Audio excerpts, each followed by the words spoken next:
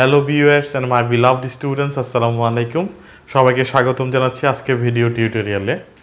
আজকে তোমাদের জন্য নিয়ে এসেছি হিসাব সমীকরণের জটিল অঙ্কের সরল সমাধান। আমরা প্রিভিয়াস ক্লাসেও হিসাব সমীকরণে একটা অঙ্ক সমাধান করেছিলাম, আজকে আরেকটি অঙ্কে সমাধান করব। চলো দেখি প্রথমে প্রশ্নটা।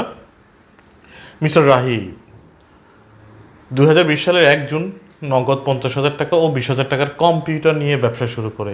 তাহলে রাহি ব্যবসাকে কিছু নগদ টাকা দিয়েছে এবং কম্পিউটার দিয়েছে। কম্পিউটারকে আমরা অফিস সরঞ্জাম বলতে হবে।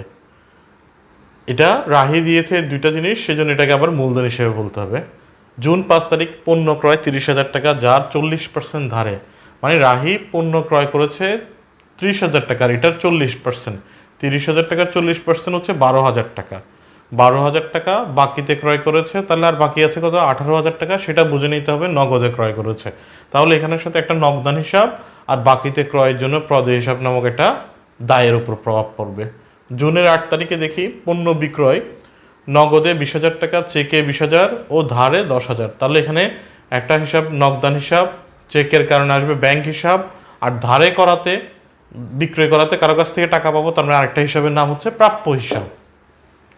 আমরা এখন হিসাবগুলো চিনে নিচ্ছি। সম্পদ আর দায়ের। আন্তঃফেরত। আন্তঃফেরত মানে হচ্ছে বিক্রয় ফেরত। আর বিক্রয় ফেরত এখানে কি নগদে বিক্রিত পণ্যটা নাকি ধারে বিক্রিত পণ্যটা ফেরত, এটা কিছু উল্লেখ নেই। তবে বুঝে নিতে হবে এখানে ধারে বিক্রয়কৃত পণ্যটাই ফেরত আসছে। তাহলে এখানে দুইটা হিসাব, একটা হচ্ছে বিক্রয় ফেরত হিসাব আর একটা হচ্ছে প্রাপ্য হিসাব। যাই হোক, জুন 15 তারিখ বহিঃফেরত। বহিঃফেরত মানে হচ্ছে ক্রয় ফেরত। তাহলে এখানেও বুঝে নিতে হবে এটা ধারে ক্রয়কৃত পণ্যটা ফেরত দিচ্ছি আমরা। তাহলে একটা হচ্ছে ক্রয় ফেরত হিসাব আর একটা হচ্ছে প্রদেয় হিসাবের উপর প্রভাব পড়বে। জুন 18 তারিখ ব্যাংক জমা সুদ পাওয়া গেল। একটু খেয়াল করে শুনতে হবে, আমাদের ব্যাংকে যে জমাকৃত টাকাটা আছে তার উপরে আমরা সুদ পাবো। তো এক্ষেত্রে ব্যাংক আমাদের জমাকৃত টাকার সাথে সুদের পরিমাণটা যোগ করে দিবে। সো আমাদের ব্যাংক হিসেবে টাকাটা বেড়ে যাবে, আর ব্যাংক সুদটা আমাদের জন্য এখানে আয় হবে। 23 তারিখ দেখব বিমা প্রিমিয়াম প্রদান 5,000 টাকা। এটা ব্যবসায়ের বিমা খরচ প্রদান করা হচ্ছে। ব্যবসায়ের কোনো সম্পদ বা যে কোনো কারণে বিমা সুবিধা গ্রহণ করছে, এর জন্য যে প্রিমিয়ামের টাকাটা দিচ্ছে, তার মানে এটা ব্যবসার জন্য একটা খরচ, বিমা খরচ, আর এর জন্য নগদ টাকা প্রদান করা হচ্ছে। জুন 27 তারিখ মনোযোগ দিয়ে শুনতে হবে একটু। বিমা প্রিমিয়াম এবং জীবন বিমা প্রিমিয়াম, তার মানে এটা হচ্ছে কোনো না কোনো ব্যক্তির জীবনের বিমা প্রিমিয়াম, তার টাকা প্রদান করা হচ্ছে চেকের মাধ্যমে। তো এটা আমরা বুঝে নেব এটা মালিকের জীবনের বিমা প্রিমিয়াম, তার মানে এটা মালিকের একটা ব্যক্তিগত খরচ ব্যবসা থেকে প্রদান করা হচ্ছে। এটাকে উত্তোলন হিসেবে কাউন্ট করতে হবে। এবার এই লেনদেনগুলো আমরা হিসাব সমীকরণে কীভাবে আমরা সমাধান করব সেই জিনিসটা আমরা শুরু করব। প্রথমে দেখো 2020 সাল তারিখের ঘরে আমরা লিখে ফেলবো 2020 জুন 1 তারিখে লেনদেনটাতে দেখো ব্যবসায়ী নগদ টাকা আসতেছে 50,000। তাহলে নগদে আমরা 50,000 টাকা যোগ করে নিলাম এবং 20,000 টাকার কম্পিউটার আসছে। কম্পিউটারকে আমরা বলবো অফিস সরঞ্জাম। 20,000 টাকা, তাহলে অফিস সরঞ্জাম আমাদের বেড়ে যাচ্ছে সম্পদটা, এখানেও যোগ করব। আর এই দুটো জিনিস মালিকে দিয়েছে, তাই একসাথে এটাকে বলা হবে কি বলা হবে? মূলধন হিসাব। তাহলে 70,000 টাকা আমরা মূলধন হিসেবে লিখব। তাহলে 1 তারিখের লেনদেনটা আমাদের এখানে কারণটাতে লিখতে হবে কি কারণে মূলধনের উপর প্রভাব পড়লো। 1 তারিখের লেনদেনটা আমরা শেষ করে ফেললাম। এবার আমরা 5 তারিখের লেনদেনটা দেখব। 5 তারিখের লেনদেনে কি বলেছে? পণ্য ক্রয় 30,000 টাকা। তার মানে টোটাল ক্রয় করেছে 30,000 টাকা, যার 40% ধারে। তার মানে এখান থেকে ক্রয় হয়েছে 30,000, তার মানে ব্যয় বেড়ে গেছে 30,000, আর ব্যয়ের কারণে প্রভাব পড়বে মূলধন কমে যাবে এখান থেকে। তাহলে আমরা 30,000 মাইনাস করব। আচ্ছা, তার মধ্যে 40% হচ্ছে ধারে আর বাকিটা হচ্ছে মনে করে নিতে হবে নগদে। 40% যে ধারে, এটার জন্য আমাদের প্রদেয় হিসাব বেড়ে যাবে। তার মানে প্রদেয় হিসাবের সাথে আমরা যোগ করব কত টাকা? 30,000 টাকা 40%, 12,000 টাকা হচ্ছে আমাদের প্রদেয় হিসাব বাবদ দায় বেড়ে যাবে। আরও বাকি আছে 18,000 টাকা, সেইটা মনে করতে হবে আমরা নগদে কিনেছি, আমাদের নগদ টাকা চলে যাবে, তাহলে নগদ থেকে আমরা বিয়োগ করে দিব 18,000। আশা করছি ক্লিয়ার হয়ে গেল। 5 তারিখের লেনদেনটা আমরা শেষ করলাম। এইখানে যে আমার মূলধন কমেছে, সেই মূলধনটা কেন কমেছে তার কারণটা লিখতে হবে। তাহলে ক্রয়ের কারণে আমার মূলধন কমেছে। জুনের 8 তারিখের লেনদেনটা আমরা দেখব এবার। 8 তারিখ, পণ্য বিক্রয় নগদে 20,000, চেকে 20,000, ধারে 10,000। তার মানে এখানে মোট কত টাকার পণ্য বিক্রয় হয়েছে? 20,000, 20,000, 40,000, 10,000, 50,000 টাকার মোট পণ্য বিক্রয় করেছে। তার মানে ব্যবসায়ের আয় বেড়ে গেছে 50,000 টাকা, আর আয় বৃদ্ধি পেলে মালিকানা সত্ত্ব বৃদ্ধি পাবে 50,000 টাকা। তার মধ্যে নগদে পেয়েছি 20,000, সেজন্য নগদ সম্পদ বাড়বে 20,000। চেকে পেয়েছি 20,000, তাহলে ব্যাংকে টাকা বেড়ে যাবে 20,000। বাকিটা ধারে বিক্রি করার কারণে, তার মানে আমরা কারো কাছ থেকে টাকা পাবো, তাহলে প্রাপ্য হিসাব বাড়বে। তাহলে প্রাপ্য হিসাবের সাথে যোগ করব 10,000। আচ্ছা, তাহলে লেনদেন শেষ। এবার আমার যে মূলধন বাড়লো সেটা কি কারণে বাড়লো সেটা আমরা এখানে যোগ করে দিব, লিখে দিব বিক্রয়ের কারণে। দেখো 20,000, 20,000, 40,000, 10,000, 50,000, 50,000 সমান 50,000, দুই পাশ সমান হবেই। তাহলে জুনের 8 তারিখের লেনদেনটাও আমরা শেষ করে ফেললাম। এবার আমরা দেখব জুনের 10 তারিখের লেনদেন। এখানে কি হলো?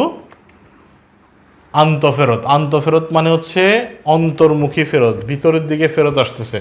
তার মানে এটা বুঝতে হবে বিক্রয় করছি, ওই মালটা ফেরত আসতেছে, বিক্রয় ফেরত। আর অবশ্যই এখানে ধারে বিক্রিত মালটা ফেরত আসতেছে বলে মনে করতে হবে, কারণ ধারে ক্রয় বিক্রয় হলে ফেরত দেওয়া নেওয়া যাবে, কিন্তু নগদে ক্রয় বিক্রিত মাল ফেরত দেওয়া নেওয়া হয় না। যাই হোক, এখন এখানে আমাদের কাছ থেকে মাল ফেরত আসতেছে, আমাদের কাছে কিছু মাল, সো এটাকে আমরা বলবো বিক্রয় ফেরত। আর বিক্রয় ফেরতের কারণে আমাদের আয় কমে যাবে। আয় যখন বৃদ্ধি পায় মালিকানা সত্ত্ব বৃদ্ধি পায়, আয় যখন হ্রাস পায় তখন মালিকানা সত্ত্ব হ্রাস পাবে। এখান থেকে তাহলে 3,000 টাকা মাইনাস হয়ে যাবে। আচ্ছা, এরপরে এটার কারণে আমরা প্রাপ্য হিসাব থেকেও তো 3,000 টাকা পাবো না, তাহলে প্রাপ্য হিসাব থেকেও 3,000 টাকা আমাদের মাইনাস করতে হবে। এখানে তাহলে আমরা লিখব কি কারণে আমাদের মূলধন কমেছে, সেটা বিক্রয় ফেরত। জুনের 10 তারিখের লেনদেনটাও আমরা শেষ করে ফেললাম। এবার জুনের 15 তারিখ, বহি ফেরত মানে হচ্ছে ক্রয় ফেরত। তাহলে ক্রয় ফেরতের কারণে কি হবে? প্রদেয় হিসাবকে আর আমরা পরিশোধ করতে হবে না, আমাদের প্রদেয় হিসাবের পরিমাণ কমে যাবে। আর ক্রয় ফেরতের কারণে আমাদের ক্রয়ের খরচটাও কমে যাবে। তাহলে সেক্ষেত্রে ক্রয় ফেরতের কারণে প্রথমে ক্রয়ের কারণে ব্যয় বৃদ্ধি পায়, আর ক্রয় ফেরতের কারণে ব্যয় হ্রাস পায়। আর ব্যয় যখন হ্রাস পায় তখন মালিকানা সত্ত্ব বৃদ্ধি পাবে। এটা আমরা রোজ যখন পড়েছিলাম তখন জেনেছি। কত টাকার? 2,000 টাকার। তাহলে এখানে আমরা 2,000 টাকা যোগ করব, কারণ ক্রয় ফেরতের কারণে ব্যয় হ্রাস পেয়েছে, আর ব্যয় হ্রাস পেলে মালিকানা সত্ত্ব বৃদ্ধি পায়। আর এই 2,000 টাকার জন্য আমাদের প্রদেয় হিসাবও কমে যাবে, কারণ এই পরিমাণ টাকা আমরা আর প্রদেয় হিসাবকে পরিশোধ করতে হবে না, যার কারণ আমরা পণ্য ফেরত দিয়ে দিয়েছি। এই যে আমার এখানে মালিকানা সত্ত্ব বাড়লো, কেন বাড়লো সেটা এখন আমাদের লিখে দিতে হবে। ক্রয় ফেরত। তাহলে এদিকে plus 2,000 minus 2,000 is equal to 0, plus minus হয়ে 0, এদিকেও 0, 0 সমান 0 মিলে গেল। এটা ছিল জুনের 15 তারিখের লেনদেনটা। তাহলে এটাও আমরা শেষ করে ফেললাম। এইবার আমরা আরেকটা লেনদেন দেখব, জুনের 18 তারিখ, ব্যাংক জমা সুদ পাওয়া গেল। তাহলে এখানে আমাদের ব্যাংকে যে জমা টাকা ছিল সেই জমা টাকার উপরে আমাদেরকে ব্যাংক সুদ দিল। তার মানে আমাদের বাসায় এসে সুদটা দিয়ে যাবে না, আমাদের জমাকৃত টাকার সাথে সুদের পরিমাণটা যোগ করে দিবে ব্যাংকে। সো আমাদের ব্যাংকের ব্যালেন্স বেড়ে যাবে। জুনের 18 তারিখ ব্যাংক ব্যালেন্স আমাদের বেড়ে যাবে, তাই ব্যাংকের সাথে আমরা যোগ করে দেব। কত টাকা দিচ্ছে আমাদেরকে সুদ? 1000 টাকা। আর এটা আমাদের জন্য আয় হলো এই 1000 টাকা, তাহলে আমাদের আয় বেড়ে গেল। আর আয় বেড়ে গেলে আমাদের মালিকানা সত্ত্বেও বেড়ে যাবে। তাহলে এখানে আমরা লিখে দিতে পারি কী কারণে? প্রাপ্ত সুদ বা ব্যাংক সুদ, যাই লেখো, প্রাপ্ত সুদ মানে সুদ বাবদ আমাদের আয় হয়েছে, বা ব্যাংক জমা সুদও লেখা যাবে। তাহলে এটাও শেষ। এরপরে দেখো জুন 23 তারিখ। জুন 23 তারিখে কি হলো ঘটনাটা? আমরা বিমা প্রিমিয়াম প্রদান করেছি। তার মানে এটা হচ্ছে যে ব্যবসায়ের কোনো সম্পদের বা যে কোনো কিছুরই একটা বিমা করা ছিল, এটা ব্যবসায়িক একটা খরচ, এর জন্য প্রিমিয়াম প্রদান করা হয়েছে। তাহলে এখানে দুটো হিসাব, একটা হচ্ছে বিমা খরচ হিসাব, আর একটা হচ্ছে এর জন্য নগদ টাকা প্রদান করা হয়েছে 5000 টাকা। তাহলে এর কারণে কি সমীকরণে প্রভাব পড়বে? নগদ টাকা যেহেতু প্রদান করেছি 5000 টাকা নগদ থেকে কমে যাবে, তাহলে নগদ থেকে -5000। আর বিমা যে প্রিমিয়ামটা প্রদান করা হলো এটা তাহলে ব্যবসায়ের একটা খরচ, আর ব্যয় বৃদ্ধি পাচ্ছে যেহেতু মালিকানা সত্ত্ব হ্রাস পাবে 5000। এখান থেকে আমরা মাইনাস করে দেব। কি কারণে মালিকানা সত্ত্ব কমলো? বিমা খরচ।